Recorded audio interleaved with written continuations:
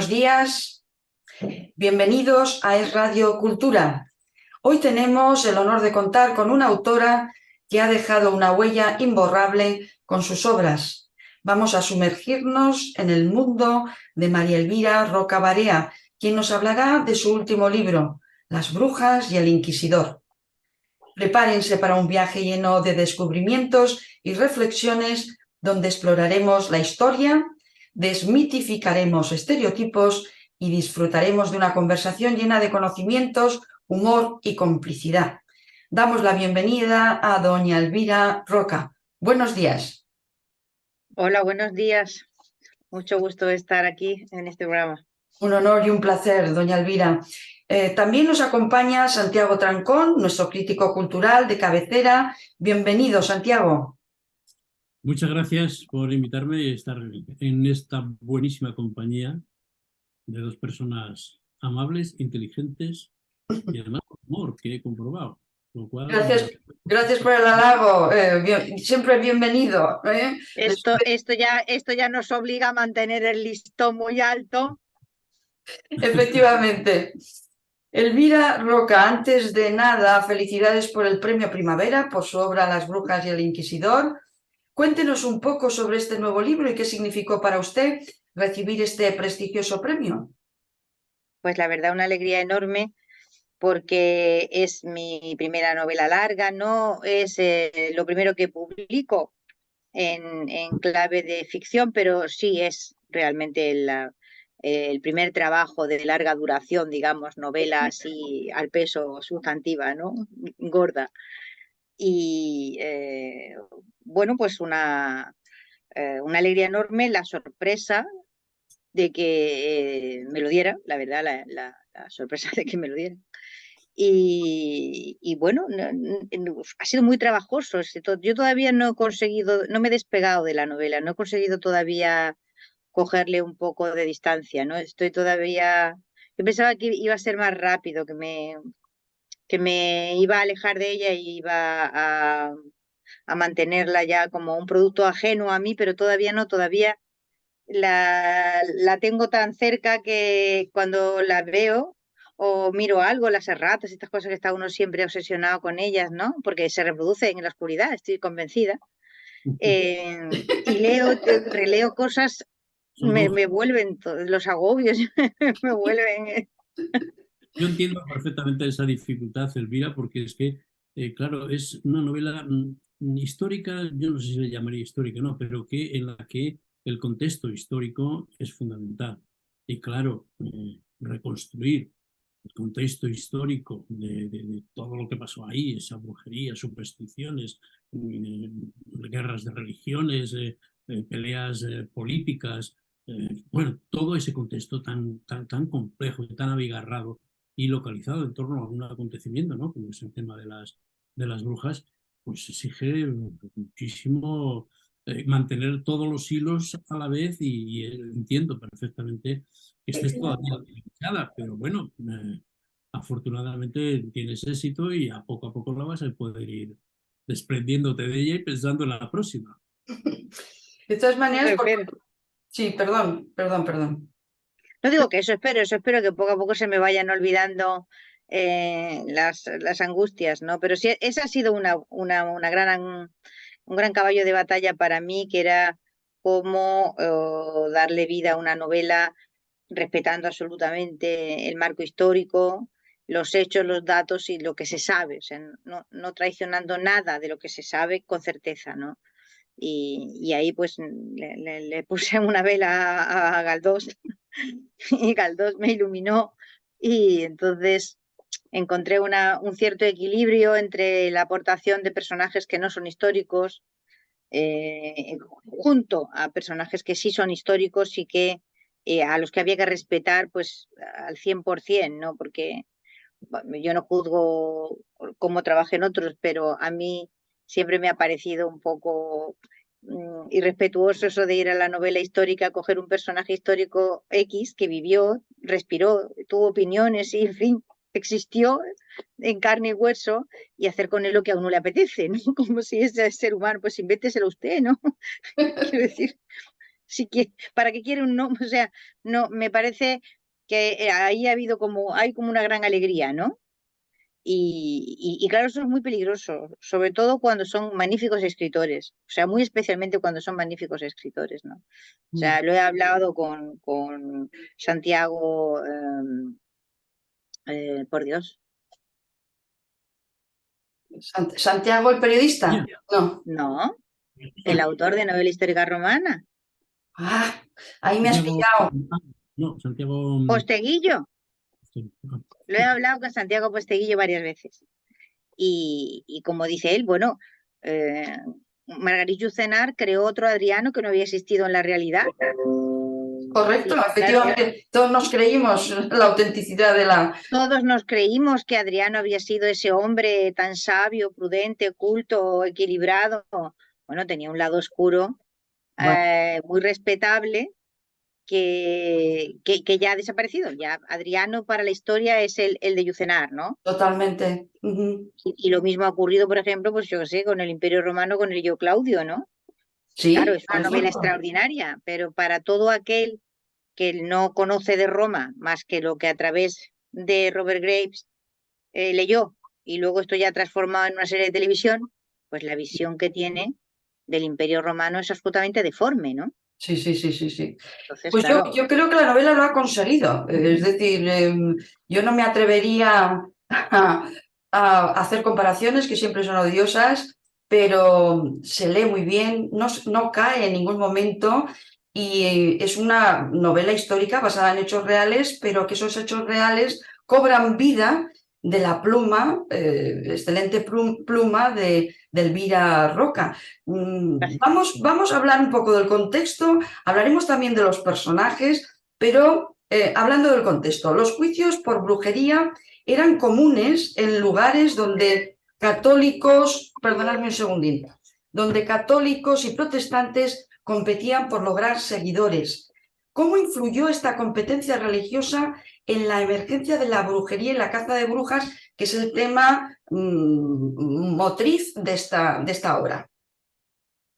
mira, hay ya bastantes investigaciones sobre esto y está claro que ahí donde la conflictividad de las guerras de religión fue mayor, la caza de brujas fue también más dura, más prolongada y más virulenta. Es decir, no es tanto una diferencia entre territorios protestantes y territorios católicos como regiones o países en los que hubo una conflictividad religiosa mmm, que duró tiempo, ¿no? Y esto, por ejemplo, pasó en Francia, ¿no? Y en Francia hubo tremendas guerras de religión y hubo tremendas cacerías de brujas también, ¿no? Los territorios en los que hubo poca conflictividad, bien porque todo el mundo se pasó al protestantismo rápidamente, bien porque permanecieron católicos, como es el caso de España, pues prácticamente, por ejemplo, en el caso de la península ibérica, uno se encuentra que los casos de brujería están en la zona norte, la zona que está pegada al Pirineo, ¿no? Y en el caso de Italia también están en la zona norte, por el mismo efecto de contagio, que es el caso de Zugarramurdi, que es un efecto de contagio de lo sucedido al otro lado de la raya en la zona de la Navarra francesa. Por lo tanto, ahí hay una relación de causa-efecto en cuanto a la virulencia. Ahora, yo tengo para mí que el problema de la caza de brujas es el resultado de la acumulación de una serie de factores que se fueron desencadenando desde la segunda mitad del siglo XV. Es decir, sabemos bastante bien que era un fenómeno prácticamente desconocido en la Edad Media. Quiero decir, la persecución de las brujas. Esto, claro está, contradice completamente lo que la mayor parte de la gente piensa, porque a fuerza de cine y a fuerza de novela histórica y a fuerza del Nombre de la Rosa, pues cuando se habla de brujería pues o de caza de brujas, automáticamente se proyecta una imagen medieval. Claro, porque choca muchísimo nuestro concepto elevado del Renacimiento, que sea justamente al comienzo de la Edad Moderna, cuando comienzan las cacerías de brujas en Europa Occidental. Pero esto es así, es decir, durante la Edad Media, el canon episcopi, que es la legislación oficial de la Iglesia, que es del 906 o 7, condena la brujería, pero la condena por superstición, es decir, la condena por ser una superstición. Por tanto, en el momento en que es una superstición, no le das credibilidad, no la crees. Es mentira, es una mentira, es un engaño. Y no se persigue la brujería. Esto comienza a suceder a lo largo del siglo XV.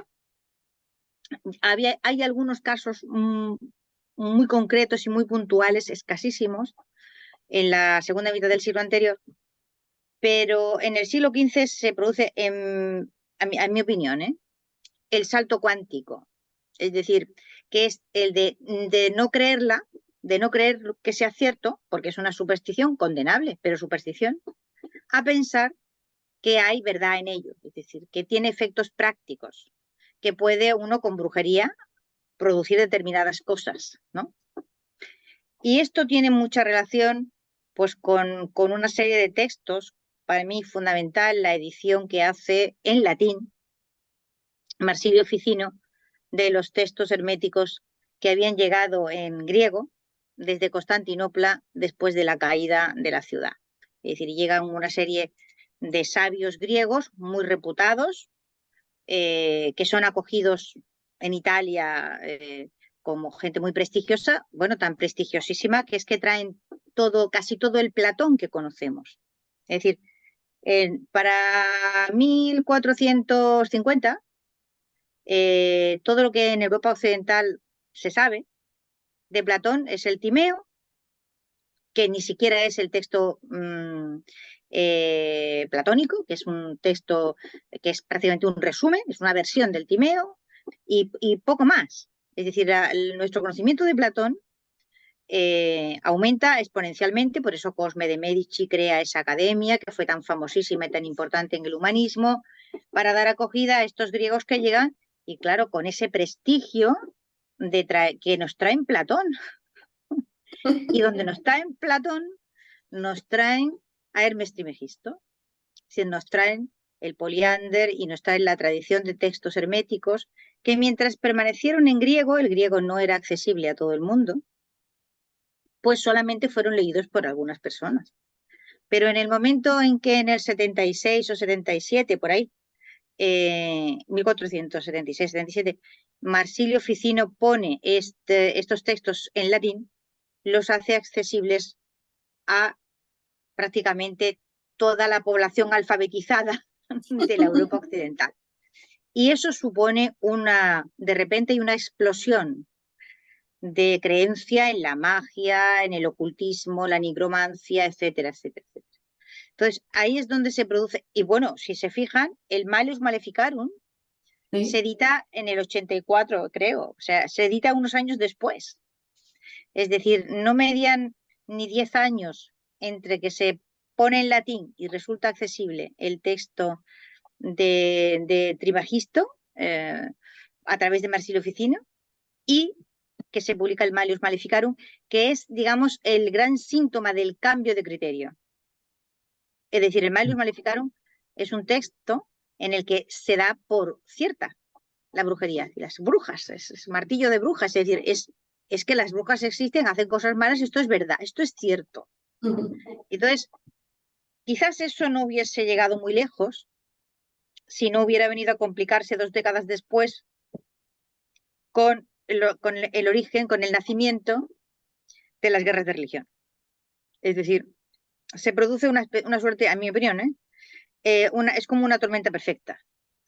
Hay este interés que de repente, bueno, las grandes cabezas de Europa, desde Agripa, creen en la magia y la nigromancia y están todo el día buscando la piedra filosofal y la transmutación de los metales y yo qué sé, cuantísimas cosas, ¿no? O sea, que un hombre como Agripa, Cornelio Agripa, pues fabrique ese círculo para invocar al demonio que está en el libro, es algo muy difícil de entender si uno no parte del prestigio que ha adquirido todo lo relacionado con el ocultismo a partir de la llegada de los textos griegos.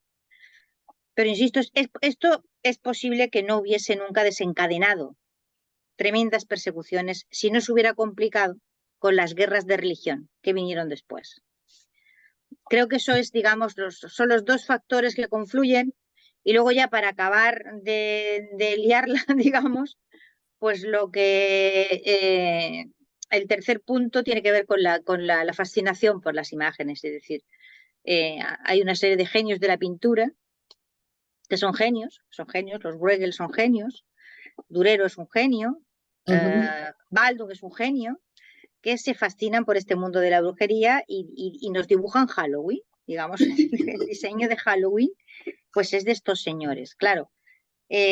Hacía un siglo o menos que hubieran podido dibujar determinadas cosas o hubieran podido plasmar en imágenes determinadas cosas y las hubieran visto unos cuantos, pero es que se ha inventado la imprenta entre medias. Ah, Y entonces, claro, entonces resulta que un grabado, de repente, pues una imprenta puede escupir cientos de grabados, cientos la claro, la tormenta misma perfecta. imagen. Y entonces, el norte de Europa se puebla de fantásticos grabados en los que aparecen esas imágenes tremendas, ¿no? De brujas volando sobre un macho cabrío y yo qué sé, cuantísimas cosas más. Y eso ya pues fue la gasolina que faltaba, digamos. Y luego la novela tiene muchos centros de interés. Uno de ellos es el núcleo central, digamos, la pregunta sobre la brujería, cómo se llegó a creer en la brujería, por qué, a quién benefició y los mecanismos incluso sociales, psicológicos que están detrás de todo este tema y cómo frente a eso hubo una actitud racional, observadora, fría, que puso las cosas, le costó, pero puso, en este caso, la Inquisición española en su sitio, con una visión que es digna de alabar y que precisamente desconocíamos, y por eso la novela, por lo menos, reivindica ese valor, ¿no?, de entrada. Luego hay otros temas en la novela muy centrales, pero que podemos hablar muy brevemente de ellos. De luego, uno es la leyenda negra. Cómo precisamente, habiendo sido España la única, en este caso, que enfrenta el fenómeno con esa racionalidad y con esa objetividad, pues resulta que es que aquí vamos, hemos quemado a brujas por cada esquina, a por miles, por millones, ya no se sabe por cuánto, y hemos el país, digamos, de los cafres y locos que queman a las brujas, a los judíos, a los vígamos, a los, yo que sé, a todo, ¿no? Entonces, es el núcleo, la leyenda negra que tú con este libro, claramente en torno a este hecho tan representativo, se cae por su peso, ¿no? Y luego está un tercer tema que a mí me interesa también muchísimo, que es el de la propia Inquisición, la Inquisición española. Y entonces ver efectivamente todo lo que no fue, que dijeron que fue, eso lo sabe mucho, pero indagar al fondo de esa institución y hacernos preguntas muy incómodas. Para mí una de ellas es la pregunta de que efectivamente la Inquisición española no fue lo brutal que se dijo, ni cometió esos atroces, torturas y todo eso comparado con cualquier, pasando a la frontera, pues evidentemente nosotros destacamos por un sentido humanitario y muy racional y muy moderno, a 1000 años luz de ello. Pero, sin embargo, hay que decir también que dejó una huella profunda la Inquisición dentro de España. Y aquí es donde yo te quería preguntar, que yo he dado vueltas mucho a este tema, y el problema de la Inquisición española no fue las brujas o las personas que quemó, sino el que creó una división interna que hacía que el de al lado era sospechoso de judaizar, sospechoso de brujería y tal, y se creó esa división interna, de tal manera que el enemigo de España prácticamente, una vez que desaparecen es el siglo XVI y XVII, ya no está fuera, está dentro. El enemigo está dentro y yo creo que a eso contribuyó mucho el que la Inquisición pudiera delatarse a cualquiera de forma anónima. ¿Cuál es la pregunta, Santiago? Bueno, la influencia de la Inquisición española en la división interna de España, en eso entre lo que se llamó cainismo y tal, que es exagerado, pero que yo no sé si ese fenómeno se da exactamente igual en otros países. Y en qué medida tuvo la Inquisición alguna influencia en eso, aparte de todo lo otro que he estado diciendo.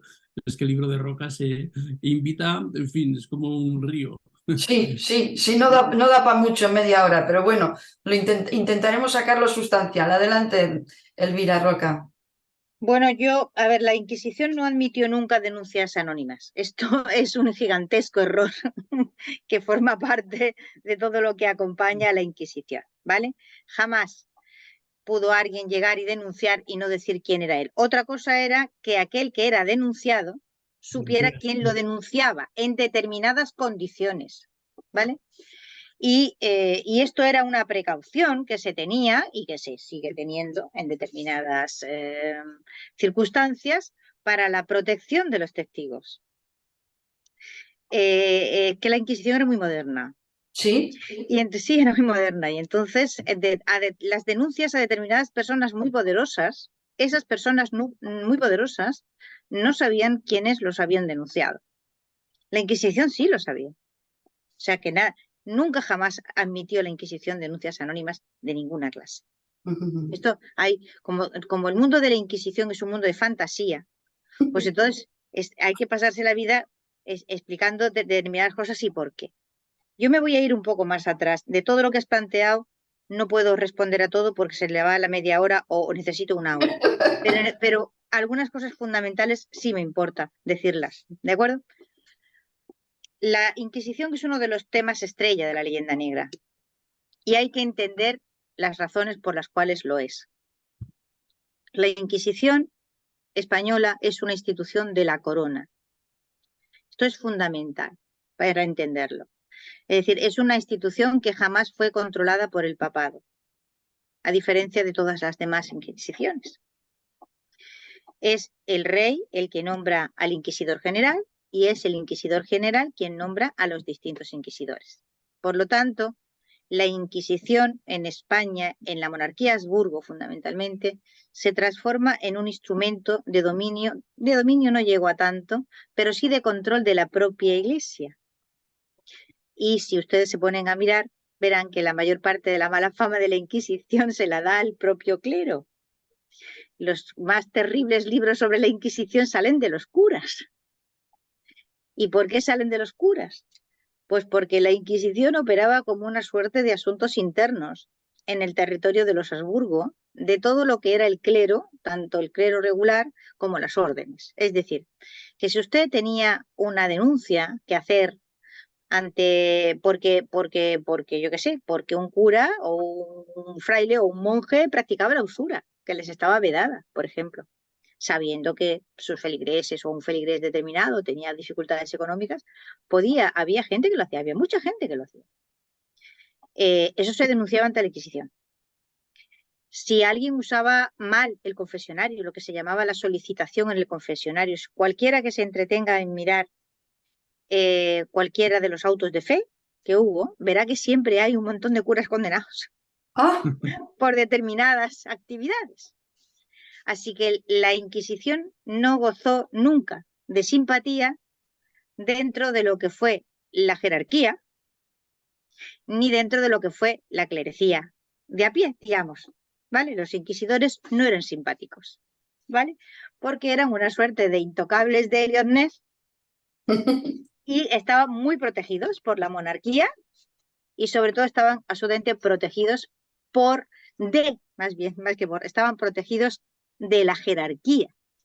Claro. Así que esto es un factor no pequeño para entender por qué la Inquisición española llegó a ocupar tan enorme espacio en el interés o sea, nada ha ocurrido en España en el que uno, si levanta la patita, no ve aparecer la iglesia de Roma.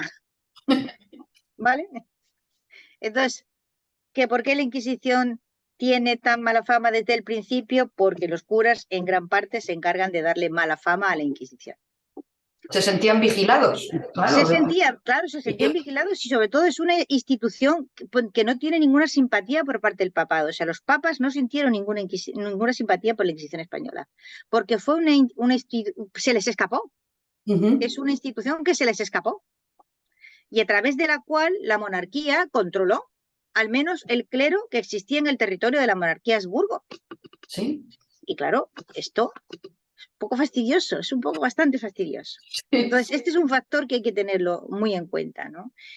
En cuanto a que, bueno, lo de Si la Inquisición contribuyó a la existencia de una división interna, no creo que más que otros tribunales cualesquiera. Quiero decir, la Inquisición es una institución que tiene una doble función. Solo nos ha quedado en la cabeza lo que tiene de vigilancia de la ortodoxia religiosa. Pero aparte de vigilar la ortodoxia religiosa, ha tenido otros muchos cometidos. Estos han pasado desapercibidos o no nos han interesado, porque como estamos obsesionados con el tema de la intolerancia religiosa, pues no vamos más que a esto. Pero la Inquisición tenía muchas otras funciones. La Inquisición se ocupaba de delitos que ahora son delitos. La falsificación de documentos, las ediciones ilegales, la trata de blancas, diríamos, prostitución, proxenetismo, los delitos contra la honestidad, la falsificación de moneda, etcétera, etcétera, ¿no? Entonces, yo no pienso que hayas, bueno, todas las naciones, y todas eran así, tenían una religión oficial y tenían mecanismos de control para que no hubiera desviaciones de esa religión oficial que era la del Estado. Y esto existe en Inglaterra y hasta los años 70 ha existido como tal delito, pues lo que se llamaba blasphemy, ¿no? Que es un falso amigo, la gente traduce blasfemia, no es blasfemia, ¿vale? Blasphemy es un delito que es el atentar contra la ortodoxia de la Iglesia anglicana. Es decir, y esto ha existido en Suecia y ha existido en todas partes. Entonces, y todos los que no han sido de la religión oficial y han vivido en ese territorio, pues han pasado sus dificultades. Pues de la misma forma que hasta mediados del siglo XIX, en territorio anglicano, por seguir con el mismo ejemplo, no solamente los recusantes católicos, sino también, ¿vale?, los dissenters, que se llaman en la terminología oficial legal, los disidentes de otras religiones, pues no tenían acceso a la función pública o no podían entrar en la universidad, etcétera, etcétera. Esto ha provocado un cainismo en la sociedad inglesa. Es decir, yo no veo diferencia. Bueno, la gran cantidad de católicos que han vivido con leyes de discriminación prácticamente hasta el siglo XX en territorio holandés, tremendas leyes de discriminación. Y son muchos los católicos, o sea, que quedaron en territorio holandés cuando triunfa el calvinismo y los oranges se hacen con el control del territorio. Bueno, pues esa gente ha vivido siendo ciudadanos de segunda en su país. Y no parece que esto haya convertido a Holanda en un monstruo horroroso ante el cual hay que estremecerse. Ni parece que el hecho de que, bueno, hace nada, ha celebrado la Universidad de Oxford y lo ha celebrado el aniversario de la fecha en la que permitió la matriculación de gente que no era de la ortodoxa, o sea, que no era anglicana, que no era de la religión anglicana. Lo han celebrado hace poco. Es decir, y bueno, es que el mundo era así. O sea, una de las cosas más traumáticas o más disparatadas, no sé cómo llamarlo, de la leyenda negra ha sido que ha generado una especie de autarquía histórica en el que las cosas del país se consideran que son como aparte y distintas a las que ocurren en el resto del mundo. Solamente hay que saltar la tapia del corral en forma de Pirineo para darse cuenta de que lo que ocurre aquí pues es aproximadamente lo que está ocurriendo en el mundo en todas partes. Sí, y tampoco hay o sea, la leyenda negra genera un argumentario que alimenta el excepcionalismo, que el excepcionalismo alimenta la autarquía y a partir de ahí se genera una especie de ensaladilla y en gran parte ideológica, pero una parte grande de pura ignorancia, es decir, de purísima ignorancia, porque vamos, no es tan difícil irse a ver cuáles son las leyes, no estamos hablando de opiniones, estamos hablando de leyes vigentes en otros países, en lo que se refiere a la religión, y uno comprende pues que realmente aquí no ha pasado nada del otro mundo. Pero no solo no ha pasado nada del otro mundo, sino que, bueno, muy suave ha sido la cosa. O sea, en líneas generales, ¿no? En relación... por aquello del infierno, el inglés, el infierno alemán y el infierno español, ¿no? No te quemas nunca porque llega tarde siempre de la leña, ¿no? Que a lo mejor nos tomamos las cosas con cierta tranquilidad, no lo sé, pero la pura verdad es que Bueno, No es también, la Inquisición ninguna clase de cosa extraordinaria ni su tiempo ni después. Y luego voy a explicar, pero muy rápido, sí, por qué todo el mundo va a investigar la Inquisición. ¿Vale? ¿Por qué? Es una cosa de sentido práctico, sí. porque los archivos de la Inquisición son los mejores que hay. Ah, caray. Ya está. Lo Los tenía que mejor decir. documentados. Lo tenía que decir, sí, no me ha dado tiempo, si me hubiera hoy porque es que he llegado de viaje y tal, si no os hubiese enseñado algunos documentos inquisitoriales, ¿vale? Para que Sí, vierais la calidad de la caligrafía sí, de los escribanos del Santo Oficio. Entonces, sí, uno se va a intentar investigar, no vamos a salir sin salir de España. Uno se va, por ejemplo, a intentar investigar el caso de las brujas de Ceberio, que aparece contado en la novela. sí, Se va a investigar el caso de las brujas de Pancorbo, que es la intervención última de la Suprema instada por Salazar para que el Consejo de Castilla retire la competencia a los tribunales civiles para juzgar casos de brujería, porque es que en Pancorbo murieron condenadas 9 personas.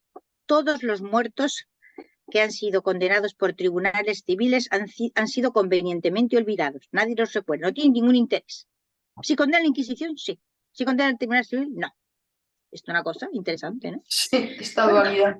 Bueno, pues te vas a intentar investigar estos casos y entonces lo que te encuentras es un escribano horroroso en el que con la letra procesal esa horrible, te Sí, lleva una semana a descifrar un folio, pierdes la salud, los nervios, los ojos, todo, y cuando has terminado el folio estás desesperado, ya no tienes ganas de seguir. En cambio, vas a esa Inquisición y los archivos son una maravilla de orden, método y calidad caligráfica. Y cualquiera, sin haber estudiado un minuto de paleografía, ¿vale? Puede perfectamente leer esos documentos. Entonces, claro está, se encuentra uno con esa maravilla de archivo, esos secretarios inquisitoriales que, como decía Henningsen, aquí detrás tengo el abogado de las brujas, sí. como decía Henningsen, que registran todo con una minuciosidad cuasi sobrehumana. Y entonces es un mundo documental que está ahí, disponible para cualquier investigador sin necesidad de tener ninguna preparación previa.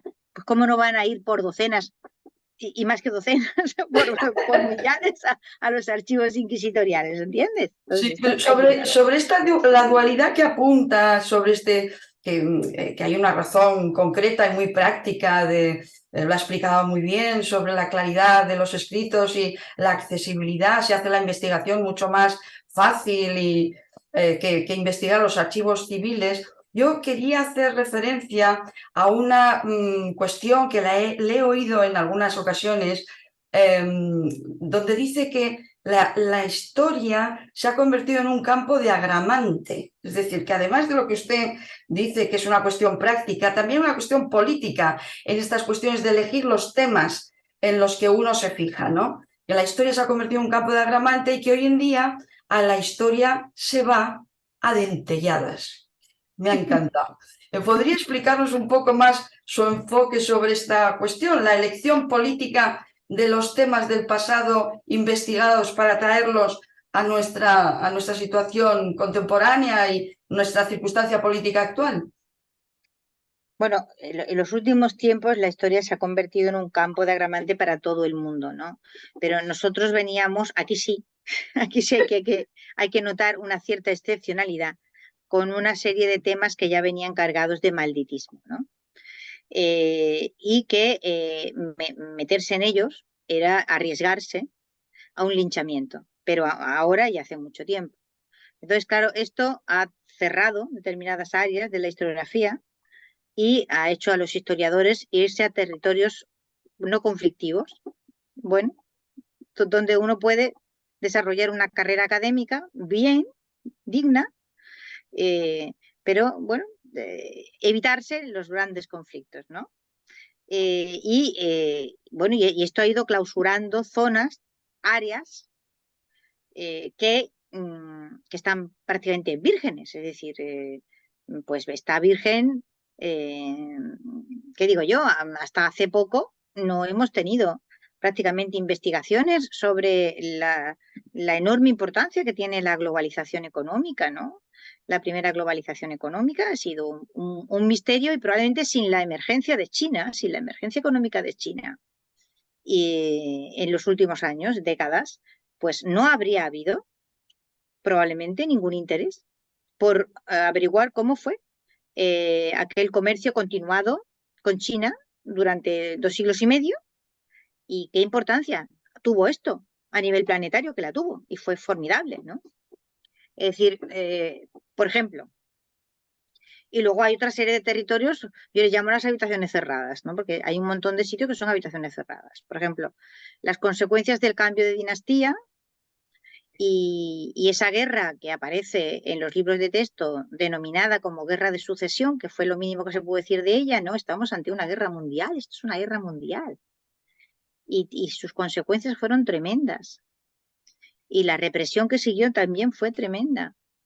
Y se tardó muchísimo tiempo tardaron mucho tiempo los Borbones en controlar completamente el territorio. Apagar los focos de resistencia a Habsburgo fue muy duro. Hubo tremendos exilios, tremendas confiscaciones de propiedades, etc. O sea, el hecho de que vayamos a la Biblioteca Nacional y que no haya una sola placa, ni un folleto en el que se informe a sus usuarios, visitantes, admiradores, varios, que la Biblioteca Nacional se forma con las bibliotecas que le fueron confiscadas a las familias austracistas, pues es un síntoma de algo. Sí, ¿Vale? sí, lo es, lo es. Entonces, Sí. la guerra cultural que se desata con la llegada de los Borbones al trono de España, la demonización del periodo Habsburgo, ¿vale? Que es el momento en el que se interioriza la leyenda negra. Y la leyenda negra no había sido interiorizada hasta ese momento, a pesar de que la Iglesia había hecho mucho, con sus, digamos, convirtiendo a Fray Bartolomé en un apóstol. La Iglesia siempre ha promocionado a Fray Bartolomé hasta no poder más, ¿no? Ese fue un primer factor de interiorización. Y sigue haciéndolo. La Iglesia lo hacía en el siglo XVI, lo hacía en el XVI, en el XVII, en el XVIII, en el XIX, y en el XX y en el XXI, sin parar, constantemente. Pero fue mucho más importante cuando se produce el cambio de dinastía y entonces se mudó, no a cualquier sitio, sino al trono, de la visión oficial de los Borbones franceses, que habían sido, bueno, productores de leyenda negra hasta morir. Claro, era una lucha por poder muy dura, muy dura. Y los franceses se habían dejado la piel en esa lucha. Y entonces, evidentemente, era un momento absolutamente para aprovecharlo bueno, y a partir de ese momento, pues ocurre que como decía de Bernardo Ares, el pez chico se come al grande y se lo comió. Y como está puesto negro sobre blanco en los pactos de familia, en los cuales prácticamente el enorme imperio no tiene autonomía ni tiene independencia en cuanto se refiere a la política exterior. Domínguez Ortiz desarrolla un concepto que a mí me gusta mucho, que es el de la mediación francesa. A partir de ese momento, lo que se ve de España fuera pasa por el tamiz francés. O sea, toda esa imagen de esa España africana, de esa España sin cultura, atrasada, de esa España donde no hay más que toreros, de esa España que es está apartada de Europa, eternamente decadente, es la imagen que sale de la enciclopedia y es la imagen oficial que los franceses construyen para España. Pero no pueden negar el siglo de oro español, que es bueno, bajo el reinado de los Austrias. Nosotros el siglo de oro español lo perdimos, ¿eh? Vamos a ver, es que esto tampoco se cuenta. De las habitaciones cerradas que tenemos, esta es una de las más gordas. Cuente, doña Elvira. Oyéndote, Elvira, es inevitable que nos haga una pregunta. ¿Cómo es posible que nos hayan explicado la historia tan mal o no explicado? ¿Y cómo ha persistido prácticamente hasta, yo diría casi como un hecho inicial fundamental, es tu libro sobre el imperio, que se inicia un cambio, yo creo que cultural y ideológico profundo, que de momento puede ser más o menos minoritario, pero que está socavando todo lo que nos enseñaron. Y toda la historia ha sido... Y claro, los que hemos pasado por el franquismo todavía estamos infinitamente más perplejos ¿Cómo es posible que tanto nacionalismo, franquismo, tantas cosas me dicen y hayan explicado la historia tan rematadamente mal? No hayan Bueno, puesto en porque el franquismo, perdona, Juan Santiago, el franquismo tenía sus propios intereses. Es Sí, decir, no, los ladrillos con los que se construye la autarquía franquista son los ladrillos del excepcionalismo español, Claro, ¿vale? claro. O sea, este es un país diferente, este es un país que no tiene apaño, ¿vale? Y no se puede reconducir a una situación de normalidad democrática como el resto de los países occidentales. O sea, la leyenda negra es como el mantón alfombrado de la canción, ¿sabes? Sabe Dios las cosas que habrá tapado y aún tiene que tapar. Entonces, tú te agarras a ese argumentario y lo conviertes, como explicó maravillosamente bien Altamira, es una herramienta de lucha política. Y como tal herramienta, tú puedes usarla de muchas formas distintas. Y el franquismo la usó sí. sin piedad. Y no solamente la usó sin piedad, sino que además la dejó teñida de una serie de características que la convirtieron en uno de esos territorios vedados en los cuales Prodomó Sua, absolutamente por su interés. Es decir, o sea, de la misma forma que, bueno, gobernaron los Borbones y hicieron una historia de España escrita en Francia que era Prodomó Sua, claro que sí. Yo Entonces, admiro enormemente la labor que has iniciado, porque y de verdad insisto que, en fin, has sido pionera y clave en ese cambio. Por lo menos ahora ya se puede oír otras cosas. Y el que quiera ya puede rebobinar, rehacer o reestructurar su cerebro, porque lo teníamos absolutamente perdido. En eso. Y afortunadamente están apareciendo ya otros estudios, otros autores de aquí, de Argentina, del otro, que van abundando en crear ese pensamiento absolutamente imprescindible, pero no ya para nuestra salud mental, sino para el país, para la salud del país, que esto tiene una repercusión enorme en la idea que tenemos los españoles de España y de nosotros mismos, y es fundamental que se haya iniciado un cambio estructural que a mí me parece importante. Yo lo siento así y además perplejo por haber sido también, no voy a llamarme víctima, no vamos a extender el Bueno, victimismo. yo directamente ignorante, Santiago, admito mi ignorancia sobre temas tan principales como los que ha Podía tener descubierto. algunas dudas, algo, pero claro, ahora ya tienes argumentos, tienes datos, tienes personas, empiezas a tener un discurso articulado, oye, que te deja respirar, Sí, porque muy bien. Una metáfora. produce un efecto casi catártico y terapéutico para todo el país, así que pues te animo. fíjate, Santiago, yo no pensaba, yo no era consciente, quizás porque yo no lo tenía, quizás porque yo, por mi propia familia, vengo de una familia de gente vinculada a la masonería, republicanos, liberales. Yo no tenía esa visión negativa y acomplejada del país. Ah, claro, Y, claro. y entonces, al principio, cuando la gente me decía más o menos lo que tú me estás diciendo, pensaba que eran algunas personas en concreto que tendrían eso, pero con el tiempo me he dado cuenta de que no, de que era un estado casi generalizado, o sea, que la gente vivía con un tremendo complejo. Claro, lo que te habían inculcado sobre la historia de tu país, que era una mole y que caía sobre tu cabeza en tus 12, 13, 14 años y claro, de ahí no salías. Y yo no era consciente de esa. Pero claro, con el paso del tiempo me he dado cuenta de que es algo que verdaderamente ha lastrado mucho, ha lastrado muchísimo. Sí, pues es curioso que mencione el entorno que ha propiciado ese sentido crítico en doña Elvira Roca Barea, porque emerge en la novela. Usted desmonta la imagen estereotipada del inquisidor y da la impresión de que hay cierta placidez y enamoramiento con el protagonista principal, que es don Alonso de Salazar.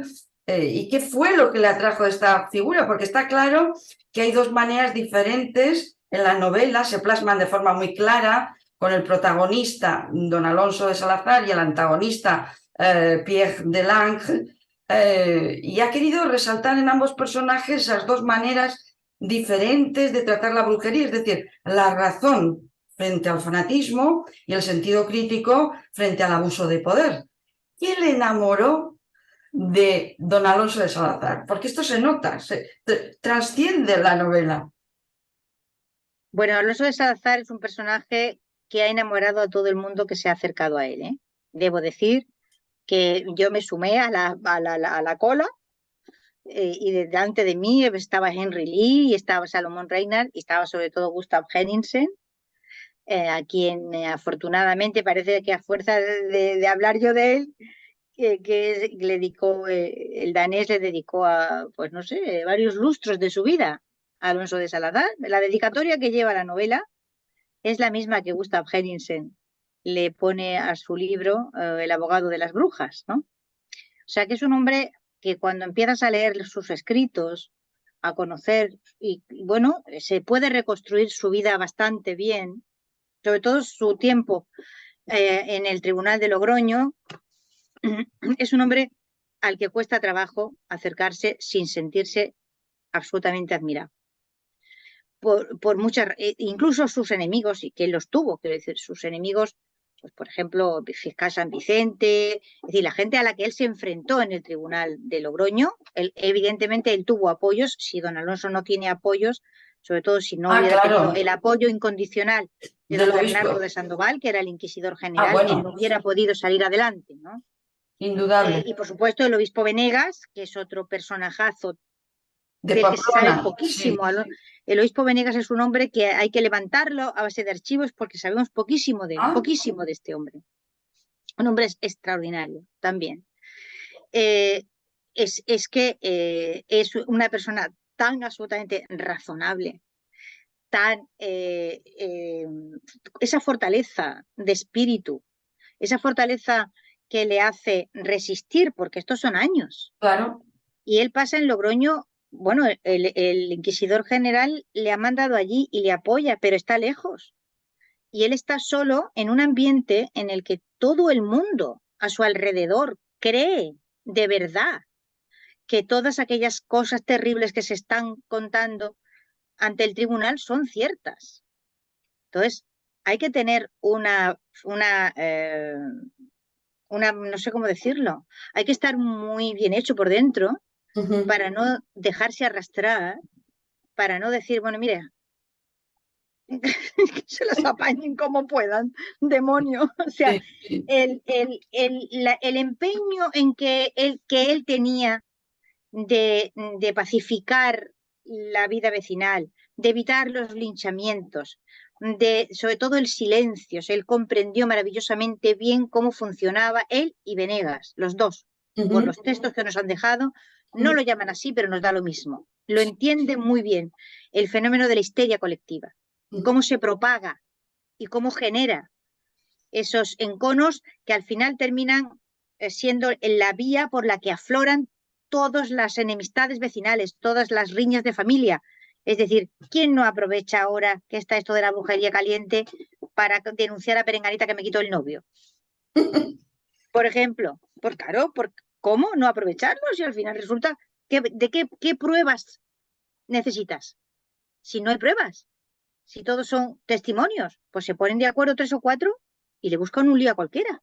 Todo es la palabra, no hay... Claro, todo es la palabra, es lo que don Alonso de Salazar se empeña una y otra vez en las pruebas, digamos, los hechos positivos. Es decir, vamos a ver, pues usted dice que fabrica unas pócimas, ¿no? Y con esas pócimas vuela por encima de los manzanos y los tejados. Pues usted me trae la pócima, usted me la trae y vamos a hacer la prueba, ¿no? Ahí hay una Pedro de Valencia que interviene y escribe la historia del cuento de las brujas, porque hay un momento, el año 14, cuando ya se va a producir el gran cambio legislativo en el interior del Santo Oficio, aquel verano, en el que ya después de matarse a memoriales unos a otros y de una discusión legal que es un monumento a la historia del derecho, es un monumento a la historia del derecho. Al garantismo de las leyes en aquella época. Don Bernardo, que va a dar el salto cuántico en el sentido de que él es, a fin de cuentas, el inquisidor general. y va a tomar una serie de decisiones que ningún tribunal, ni civil, ni de ningún tipo, en Europa Occidental, ni en España, ni fuera, la ha tomado, que es decir, no es verdad. Que es decir, no podemos condenar a la gente por el delito de brujería porque no es verdad. Basado solo en Me cuesta testimonios, mucho sin trabajo siempre pruebas. explicarlo. Cuando dice, hay una despenalización de la brujería, digo, no es que se despenaliza la brujería, no es que se niega que sea cierta. Entonces, es un argumento absoluto de racionalidad, ¿no? Pero claro, esto lo va a hacer un inquisidor general, que es un señor muy poderoso, pero él quiere un poco cubrirse las espaldas y es cuando le pide a Pedro de Valencia, que es otro escéptico de manual, de hecho tiene un tratado que fue estudiado en toda Europa, las cuestiones académicas, que es un monumento, digamos, al escepticismo filosófico. Y Pedro de Valencia tiene una frase, hay un párrafo que es graciosísimo. Dice, bueno, pero vamos a ver. ¿Por qué dicen que vuelan pero nunca vuelan ahora? Siempre vuelan en otro momento. Siempre hay que provocar determinadas condiciones, pero nunca es ahora. Pues si usted puede volar, pues ala, venga, vuele, ya está, venga. Estamos dispuestos a aceptar que usted vuela, pero pues vuele, ya está. Hágalo ahora. Y luego tiene otros que son ya de pura. Pedro de Valencia es un tipo con un sentido del humor muy extremeño. Dice, bueno, vamos a ver. Y otra cosa que a mí me extraña es por qué son pobres. O sea, ¿por qué son pobres? Porque si se pueden untar una pócima y meterse por el agujero de la cerradura y robar, no las va a detener ahora alguna clase de consideración moral, considerando que están en un puro pacto con el demonio. O sea, no van a decir que no roban porque sea pecado, es ridículo. Entonces, si se pueden reducir a cómo no roban, cómo no aprovechan sus grandes poderes para robar y hacerse ricos y son pobres. Sí. Esto no tiene sentido. Muy bien razonado, bien desde el punto de vista de un escéptico. Realmente todo el asunto es muy bien razonado.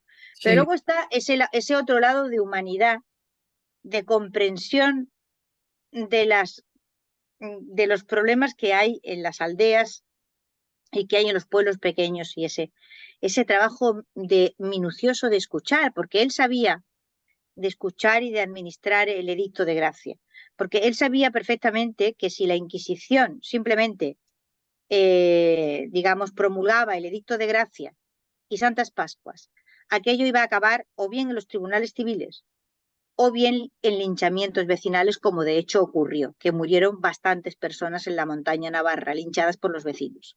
Entonces, había que pacificar el territorio.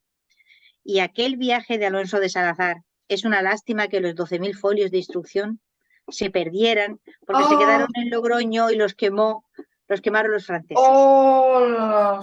Pero realmente hubiera sido formidable conocer cómo fueron aquellos 8 meses, pueblito a pueblito y aldea a aldea, ¿vale? Escuchando todas las denuncias, recibiendo las confesiones de los falsos testimonios, pacificando, y usted se va de aquí, ya no dice más nada y no pasa nada, se va usted a su casa, que nadie la condena, que nadie la va a perseguir por esto, pero usted no vuelve nunca más a hacer esto, usted no vuelve a decir nada más de sus vecinos, usted se calla para siempre, ¿no? Entonces, ese trabajo y el dolor con que él recibe, por ejemplo, ese fragmento tremendo en el que él explica que ha recibido la noticia del suicidio de una señora que se suicidó, está en la novela. Una señora que estuvo buscándolo por varios pueblos y no lo encontró por una cuestión de mala suerte, porque llegó a un sitio, él se había ido, ya fue a otro, pero él se había ido para otro sitio, en fin. Y ella, bueno, le confesó a la hija que había levantado falso testimonio, o sea, había acusado como a más de 30 personas. Sí. Y en un momento ya eso empezó a pesarle en el alma, claro, y entonces se fue a buscar a don Alonso de Salazar, que sabía que el inquisidor estaba por el territorio y que estaba administrando un edicto de gracia y que le iba a dar la solución y que no iba a pasar nada, pero no lo encontró, se ve que ella se fue desesperando y en un momento determinado pues se suicidó. Muchos casos habrían acabado. Este está documentado, pero seguro que hubo casos, más casos. Con que él recibe aquella noticia y se culpa por no haber estado en el sitio adecuado en el momento en que se multiplicó, aquel hombre se multiplicó y estaba de pueblo en pueblo sin dormir y sin, o sea, es verdad lo que se cuenta al final de la novela, que hay un momento en el que el Ladrón de Guevara, uno de los secretarios, escribe y dice: este hombre se va a morir, se nos va a morir. Sí, sí, me recuerdo la escena. Este hombre Sí. se nos va a morir porque este hombre no para, no duerme, no se toma tiempo ni de alimentarse. Sí. O sea, va de sitio en sitio de gente, cada vez que sabe que alguien quiere hablar con él, pum, se mueve para acá, para allá. O sea, mantuvo una actividad, eso porque lo hacía Alonso de Salazar. Porque era un fanático y era un No, inquisidor horrible y malvado. porque yo creo que sabía que 400 años después iba a estar usted para relatar su gesta. No, yo creo que él se sentía muy responsable de que la estupidez matara a la gente. Por supuesto. Nos estamos Entonces, quedando sin tiempo, Elvira. Esto lo siento yo- muchísimo. Lo no, siento. ¿cómo lo No, vas a hay decir? algo que no quiero dejar de explicar. ¿Por qué don Alonso de Salazar no lo conocía nadie? Sí, Bueno, pues porque Alonso de Salazar lucha contra un arquetipo, que es el sí, arquetipo del malvado inquisidor, sí. que desde el siglo XVIII está triunfando en la literatura desde el Don Carlos de Schiller. Y en el momento en que tú nombras la palabra inquisidor, automáticamente aparece un personaje tremendo, terrible, fanático, asesino, etcétera, etcétera. Me decía una compañera periodista joven que llevaba media novela leída en una entrevista, me decía: pero vamos a ver, entonces esto no va a cambiar, o sea, es que estoy leyendo y este señor me parece muy razonable y tal, pero bueno, esto cambiará, ¿no? Digo: no, no cambiará. Y me dice: ¿me está usted diciendo que esta es la historia de un inquisidor bueno? Digo: efectivamente, le estoy diciendo que esta es la historia de un inquisidor bueno, culto y un hombre extraordinario, admirable. Y me dice: es que me hace crack el cerebro.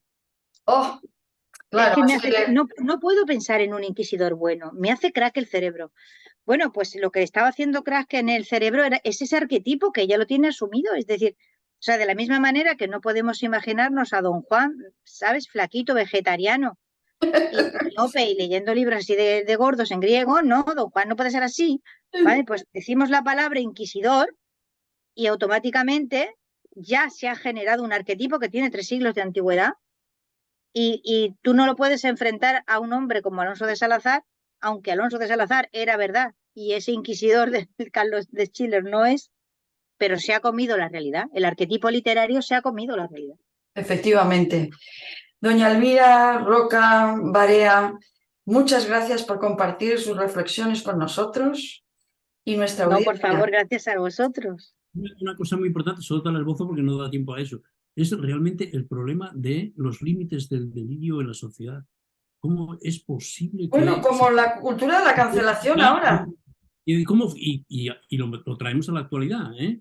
¿Hasta Sí, qué sí, punto? claro, es que lo traemos a la actualidad. Es decir, la Sí, admiración que a mí entre otras cosas, pero una de las razones que a mí más admiración me produce de don Alonso es la manera en que él se niega absolutamente a dejarse arrastrar por una corriente que él sabe que, eh, que es una barbaridad. O sea, sabe que aquello es falso, sabe que no puede ser verdad, y por más que sufre una presión tremenda a su alrededor, y es tan difícil, lo vemos ahora en nuestra vida, no es brujería, pero son otras cosas, es tan ahí difícil.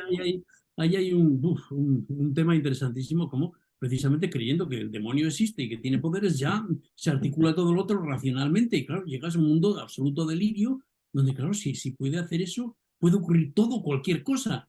¿Dónde están los límites de la ¿Dónde realidad? están los límites? Es lo que en un momento Todo dado el mundo se desmorona. se ¿Y quién? desmorona la ley, y es lo que a don Alonso, que era un abogado. Don Alonso es ante todo un abogado. Es un investigador formidable, pero es sobre todo un hombre del derecho. ¿Hasta qué punto Entonces, hoy no estamos viviendo una situación en muchos aspectos que se parece más a a aquellos momentos de lo que creíamos? estoy totalmente de acuerdo, querido Santiago. Por eso tenemos que seguir desvelando las relaciones de lo que nos enseña la historia y leerlo a la luz de lo que nos está pasando. Bueno, pues ha sido Suprema magistra vitae, y decía Cicerón, la historia es la suprema maestra de la vida. efectivamente. Bueno, ha sido un verdadero placer, como he dicho, tenerlo Para mí en nuestro también. programa, Elvira, y a nuestra audiencia comentarles, para finalizar hoy, que con doña Elvira Roca Barea como guía, hemos descubierto que el pasado está lleno de matices y que la verdad histórica nos hará libres, no las manipulaciones ideológicas, disfrazadas de rigor académico. Leer la obra de doña Elvira Roca significa adentrarse en una aventura llena de misterio y desafíos que les mantendrá en vilo hasta la última página. Déjense seducir por la fuerza del protagonista, don Alonso de Salazar, y por la autora de este libro, mientras desafían a los fanáticos y nadan a contracorriente de las tendencias generales. No dejen de leerlo. Hasta el próximo programa. Cuídense. Chao, chao.